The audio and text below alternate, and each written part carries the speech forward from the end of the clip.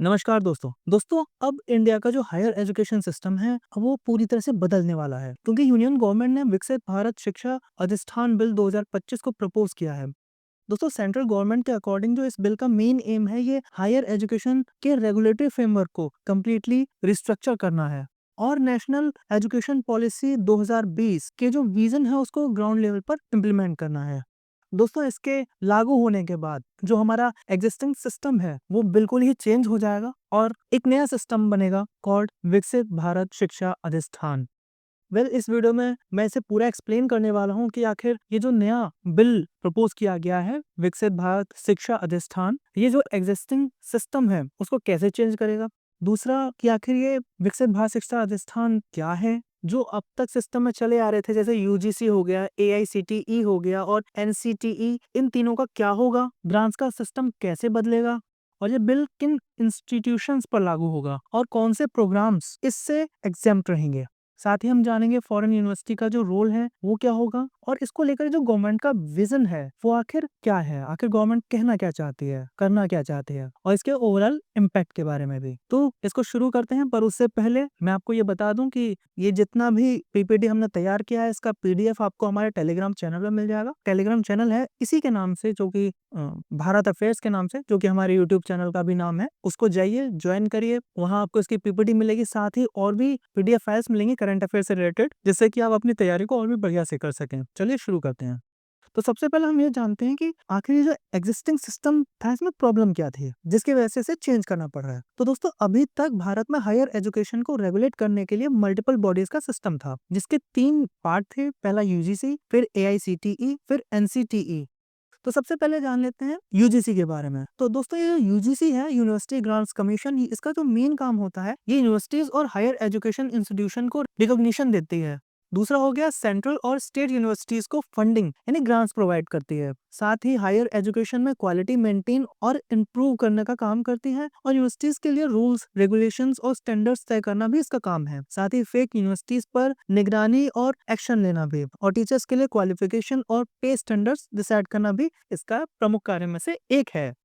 फिर आते हैं एआईसीटीई यानी all India council for technical education. दोस्तों ये टेक्निकल एजुकेशन जैसे कि इंजीनियरिंग हो गया, एमबीए हो गया, एमसीए हो गया, फार्मेसी हो गया, इन जैसे जो कोर्सेज थे, ऐसे जो इंस्टीट्यूशन थे उनको रेगुलेट करने का काम करती थी। टेक्निकल इंस्टीट्यूशंस को अप्रूवल देना, टेक्निकल एजुकेशन के लिए क्वालिटी स्टैंडर्ड सेट करना, न्यू टेक्निकल कॉलेजेस और कोर्सेज को अप्रूवल देना, स्टूडेंट के लिए स्कॉलरशिप और स्कीम चलाना, इंडस्ट्री के अकॉर्डिंग स्किल डेवलपमेंट को प्रमोट करना, ये इसका काम था। फिर आते हैं नंबर 3 पर NCT, national council for teacher education. इसके जो मेन कार्य थे ये टीचर एजुकेशन कोर्सेज जैसे बीएड हो गया, डीएलएड हो गया, एमएड हो गया, इसको रेगुलेट करना इसका काम था। फिर टीचर ट्रेनिंग इंस्टीट्यूशंस को रिकॉग्निशन देना भी इसका काम है और टीचर एजुकेशन के लिए स्टैंडर्ड्स और नॉर्म्स फिक्स करना, टीचर्स की क्वालिटी और ट्रेनिंग इंप्रूव करना, टीचर एजुकेशन इंस्टीट्यूशंस पर मॉनिटरिंग और इंस्पेक्शन करना, ये इसके प्रमुख कार्य में से एक है।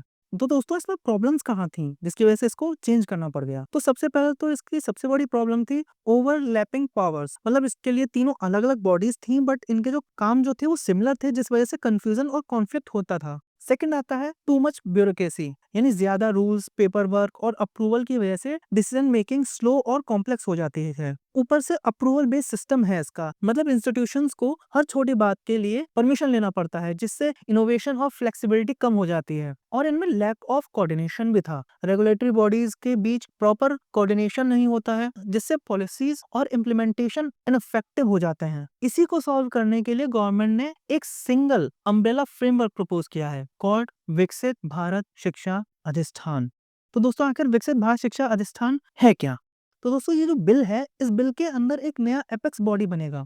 ये जो है एक अम्ब्रेला कमीशन होगा, इसमें 12 मेंबर्स होंगे, ये पूरे हायर एजुकेशन इकोसिस्टम को ओवरसी करेंगे। इसके अंदर बीबीएसए यानी विकसित भारत शिक्षा अधिष्ठान के अंदर 3 सेपरेट काउंसिल काम करेंगी, जिसमें पहले है विकसित भारत विनियमन परिषद। ये काउंसिल रेगुलेशन के लिए रिस्पॉन्सिबल होगी और इसके मेजर फंक्शंस होंगे यूनिवर्सिटीज और कॉलेजेस के लिए रूल्स और रेगुलेशंस बनाना, फॉरेन यूनिवर्सिटीज को इंडिया में ऑपरेट करने के लिए स्टैंडर्ड सेट करना, हाई परफॉर्मिंग इंडियन यूनिवर्सिटीज को फॉरेन कैंपस खोलने में फैसिलिटेट करना, हायर एजुकेशन के कॉमर्शलाइजेशन को कंट्रोल करना, मतलब प्राइवेट यूनिवर्सिटीज का अनकंट्रोल्ड प्रॉफिट मेकिंग रोकना। और इसमें जो दोस्तों मेंबर्स होंगे 14 मेंबर्स तक हो सकते हैं। फिर दूसरा आता है विकसित भारत गुणवत्ता परिषद यानी एक्रेडिटेशन काउंसिल। ये काउंसिल क्वालिटी एश्योरेंस करेगी। इसका जो मेन काम होगा ये outcome based accreditation framework develop करेगी। आउटकम बेस्ड का मतलब हो गया सिर्फ इंफ्रास्ट्रक्चर या पेपर वर्क नहीं, एक्चुअल रिजल्ट देखा जाएगा। जैसे लर्निंग आउटकम्स क्या होते हैं, research output, innovation, student employability. और इस काउंसिल में भी 14 मेंबर तक हो सकते हैं। फिर आता है तीसरा विकसित भारत मानक परिषद यानी स्टैंडर्ड काउंसिल। ये जो काउंसिल है ये एकेडमिक स्टैंडर्ड सेट करेगी। इसके जो फंक्शंस होंगे ये करिकुलम फ्रेमवर्क तैयार करेगी, टीचिंग लर्निंग स्टैंडर्ड्स डिसाइड करेगी, रिसर्च बेंचमार्क्स डिसाइड करेगी, नेशनल और ग्लोबल कंपैटिबिलिटी भी तय करेगी। तो अब जान लेते हैं कि जब ये बिल पास हो जाएगा और एक एक्ट बन जाएगा तो यूजीसी, एआईसीटीई और एनसीटीई का क्या होगा। दोस्तों ये जो बिल है ये इन तीनों के फंक्शंस को सब्ज्यूम कर देता है। मतलब ये बॉडीज अलग अलग एग्जिस्ट नहीं करेंगी, उनके काम नए बीबीएसए स्ट्रक्चर के अंडर आ जाएंगे। अब ये जान लेते हैं कि इसमें जो ग्रांट्स का सिस्टम है वो कैसे बदलेगा, क्योंकि दोस्तों सबसे कंट्रोवर्शियल पॉइंट यही है। अब तक जो यूजीसी है वो ग्रांट्स देता था, बट नए बिल में ग्रांट्स का काम होगा mechanism device by the ministry of education के थ्रू। मतलब financial control directly ministry of education के पास होगा। और ये जो बिल है ये किन किन इंस्टीट्यूशंस पर लागू होंगे ये हम जान लेते हैं। तो ये जो लॉ होगा ये अप्लाई होगा central universities, state universities, private universities, colleges, technical education institutions, teacher education institutions, institutes of national importance, institutes of eminence. दोस्तों बिल ने कुछ प्रोफेशनल कोर्सेज को एग्जाम कर रखा है, जैसे मेडिसिन हो गया, डेंटिस्ट्री हो गया, लॉ हो गया, फार्मेसी, नर्सिंग, वेटेरिनरी साइंसेज। इनका रेगुलेशन अलग स्टैट्यूटरी बॉडी के पास ही रहेगा। इसमें अब जान लेते हैं फॉरेन यूनिवर्सिटीज का रोल क्या होगा। तो बिल में फॉरेन यूनिवर्सिटीज को लेकर के भी क्लियर प्रोविजंस हैं। इसमें accreditation council outcome based framework बनाएगा, जिसमें रेगुलेटरी काउंसिल का काम होगा फॉरेन यूनिवर्सिटीज के लिए स्टैंडर्ड्स डिफाइन करना और एंट्री और ऑपरेशंस रेगुलेट करना। और इंडियन यूनिवर्सिटीज को फॉरेन कैंपस खोलने में सपोर्ट मिलेगा। ये इंडिया को ग्लोबल एजुकेशन हब बनाने की डायरेक्शन में एक स्टेप बताया जा रहा है। दोस्तों इसको लेकर के गवर्नमेंट का आखिर विजन क्या है, उनके स्टेटमेंट्स, ऑब्जेक्ट्स और रीजंस। दोस्तों गवर्नमेंट का कहना है कि ये बिल नेशनल एजुकेशन पॉलिसी 2020 के गोल्स को अचीव करेगा। यूनिवर्सिटीज को एनेबल और एम्पावर करेगा। इसमें फोकस होगा teaching excellence, learning outcome, research and innovation, better coordination और यूनिफॉर्म स्टैंडर्ड्स पर। ओवरऑल इम्पैक्ट की बात करें तो इसमें जो पॉजिटिव है मैं आपको बता दूं कि सिंपलीफाइड रेगुलेटरी सिस्टम होगा। अब तक थोड़ा सा प्रॉब्लमेटिक था क्योंकि 3 बॉडीज थी अलग अलग जो इसको रेगुलेट करती थी, बट अब सिर्फ एक ही बॉडी होगी। लेस रेड टेपिज्म होगा, क्वालिटी फोकस एक्रेडिटेशन होगा, ग्लोबल इंटीग्रेशन होगा और नेशनल एजुकेशन पॉलिसी का इम्प्लीमेंटेशन होगा। अब इसकी कंसर्न की बात कर लेते हैं, जो कंसर्न क्या होंगे इसमें, क्योंकि जो अपोजिशन है उसने इसमें काफी कंसर्न्स जताए हैं। सबसे पहले तो ये हो गया कि सेंट्रलाइजेशन ऑफ पावर होगी। मतलब इस पूरी बॉडी का जो पावर होगी वो केवल सेंटर के पास होगी, स्टेट्स का इसमें कोई रोल नहीं होगा। दूसरा होता है ग्रांट्स पे गवर्नमेंट का कंट्रोल। अब जो ग्रांट्स मिलेंगी, क्योंकि इसको डायरेक्ट मिनिस्ट्री ऑफ एजुकेशन के अंडर रखा जाएगा ग्रांट्स को, तो इसमें गवर्नमेंट का पूरा कंट्रोल होगा। और इसको लेकर के स्टेट यूनिवर्सिटीज के ऑटोनॉमी का भी क्वेश्चन उठाया गया है। और इस बिल को लेकर जो अपोजिशन है इसने ये तक कह दिया है कि ये जो बिल है ये हायर एजुकेशन रिफॉर्म के नाम पर एक सेंट्रलाइजेशन और ऑटोनॉमी की डिल्यूशन का रास्ता खोलता है। ये बिल एजुकेशन को रिफॉर्म नहीं बल्कि कंट्रोल की तरफ ले जाता है, फेडरल स्ट्रक्चर और एकेडमिक ऑटोनॉमी को वीकन करता है और नेशनल एजुकेशन पॉलिसी के नाम पर एक्सेसिव सेंट्रलाइजेशन हो रहा है। क्योंकि यूजीसी एक स्टैट्यूटरी रिलेटिवली ऑटोनॉमस बॉडी है। अब ये बिल पास हो जाता है तो ये जो ग्रांट्स हैं डायरेक्टली मिनिस्ट्री ऑफ एजुकेशन के मैकेनिज्म के थ्रू जाएंगी, जिससे यूनिवर्सिटीज को फाइनेंशियल इंडिपेंडेंस कम होगी, पॉलिटिकल इंटरफेरेंस का रिस्क बढ़ेगा, फंडिंग को रिवार्ड पनिशमेंट टूल बनाया जा सकता है। और अपोजिशन का यह भी कहना है कि ये जो बिल है ये एकेडमिक फ्रीडम के लिए खतरनाक है। दोस्तों कांग्रेस का तो यहाँ तक कहना है कि एजुकेशन जो है ये संविधान के कॉन्करेंट लिस्ट में आता है और इसमें स्टेट्स का भी इक्वल रोल होना चाहिए। लेकिन ये जो बिल है ये एक स्ट्रॉन्ग सेंट्रल बॉडी बन जाता है। स्टेट यूनिवर्सिटीज पर भी सेंट्रली डिसाइडेड रूल्स लागू होंगे। स्टेट पर पावर ग्रेजुअली डिल्यूट हो जाएगा और कांग्रेस तो इसे one nation one regulation approach बोलकर क्रिटिसाइज भी कर रही है। तो दोस्तों विकसित भारत शिक्षा अधिष्ठान बिल 2025 इंडिया के हायर एजुकेशन को पूरी तरह से बदल कर रखने वाला है।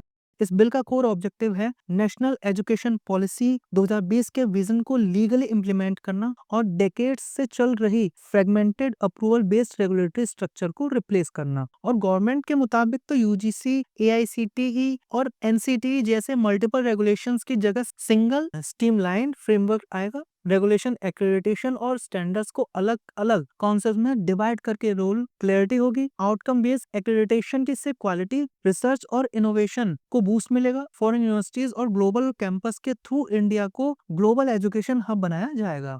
लेकिन वही अपोजिशन का कहना है कि ये जो बिल है ये रिफॉर्म से ज्यादा सेंट्रलाइजेशन ऑफ पावर है। यूजीसी का ग्रांट्स रोल खत्म होने से फाइनेंशियल ऑटोनॉमी वीक होगी। स्टेट्स और पब्लिक यूनिवर्सिटीज का रोल ग्रेजुअली डिल्यूट होगा। स्ट्रक्चर भले ही अलग अलग दिखाया गया है पर जो रियल कंट्रोल है वो सेंटर के पास रहेगा। तो दोस्तों ये जो बिल है हायर एजुकेशन को मॉडर्नाइज कर सकता है, लेकिन तब जब रेगुलेशंस के साथ ऑटोनॉमी, फेडरल बैलेंस और एकेडमिक फ्रीडम को इक्वली प्रोटेक्ट किया जाए। अगर बैलेंस बना तो इंडिया का higher education system globally competitive हो सकता है। अगर बैलेंस बिगड़ा तो क्वालिटी से ज्यादा कंट्रोल ड्रिवन सिस्टम बनने का रिस्क है। तो दोस्तों विकसित भारत शिक्षा अधिष्ठान बिल 2025 एजुकेशन को रिफॉर्म तो कर सकता है पर साथ ही रिस्ट्रिक्ट भी। फर्क सिर्फ इतना है कि इम्प्लीमेंटेशन पावर के साथ होती है या प्रिंसिपल के साथ। तो दोस्तों विकसित भारत शिक्षा अधिष्ठान बिल को लेकर के ये था हमारा एक्सप्लेनेशन। आपको पसंद आया तो वीडियो को लाइक कीजिए, शेयर कीजिए, चैनल को सब्सक्राइब कीजिए। इसकी पीडीएफ आपको टेलीग्राम पे मिल जाएगी, तो आप स्क्रीन पर लगे क्यूआर कोड को स्कैन करके टेलीग्राम ज्वाइन कर सकते हैं, नहीं तो डिस्क्रिप्शन में टेलीग्राम का लिंक दिया हुआ है, वहां से जाकर के हमारे टेलीग्राम चैनल को ज्वाइन कीजिए। अभी के लिए बस इतना ही, मिलते हैं अगली वीडियो में, तब तक के लिए जय हिंद, जय भारत।